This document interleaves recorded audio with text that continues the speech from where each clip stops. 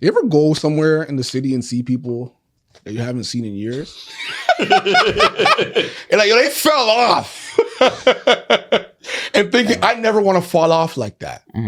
I don't mind falling off, but it's staying off is where the problem is. Yo, it's cooking. I'm telling you, can't. You're right. You're right. Because we're all like, you know what I mean? We're all gonna hit challenges in our life where it's like, okay, you know, it's like that 4-burner rule where this burner is more hot right now because I gotta be here for my family and I can't focus on my fitness or I can't focus on my money. But it's where you stay there. And it's just like, damn.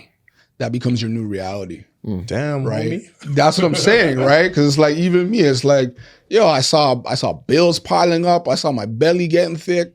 Saw my neck getting thick. I saw it too. They're cool, yo. You know what I mean? With love. Yeah, you must. And then your fear becomes like, yo, what if I'm washed up?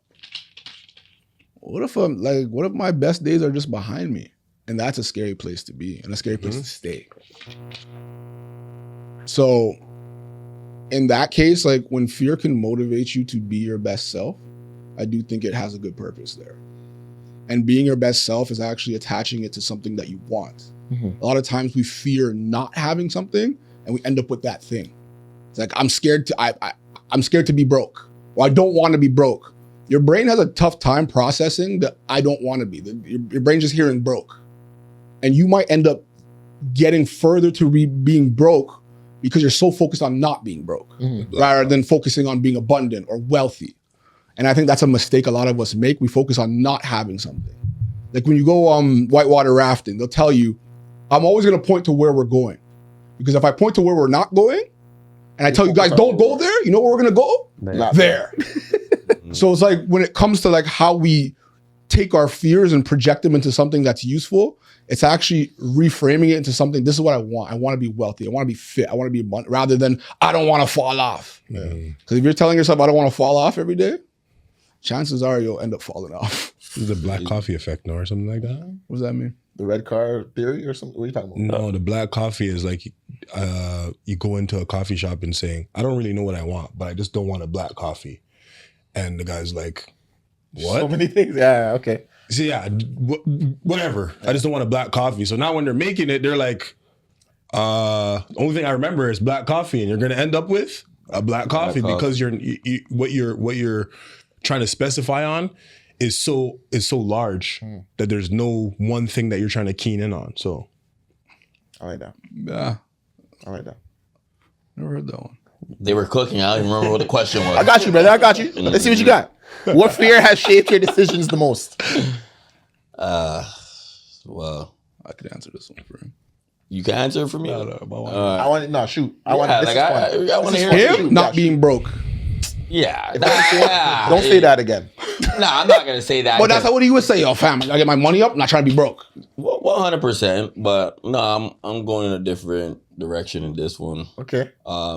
Mine's is being a deadbeat father. Right? So I think I overcompensate sometimes when doing too much.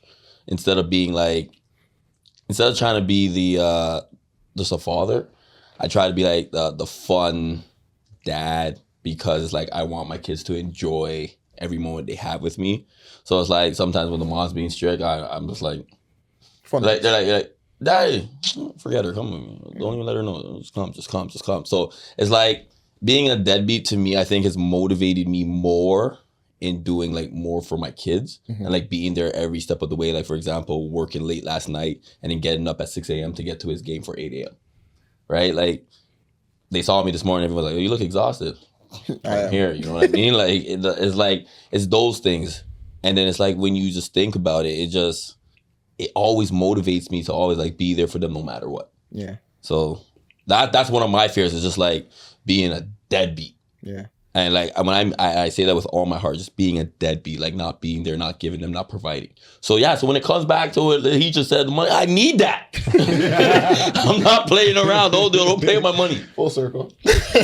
What you got? You want to go first or you? No, I can go. I like your stuff about falling off, but Yeah. I can kind of spin it like, Okay. when you said like the best part of your life, like when you're in high school, some people like that's where they peaked.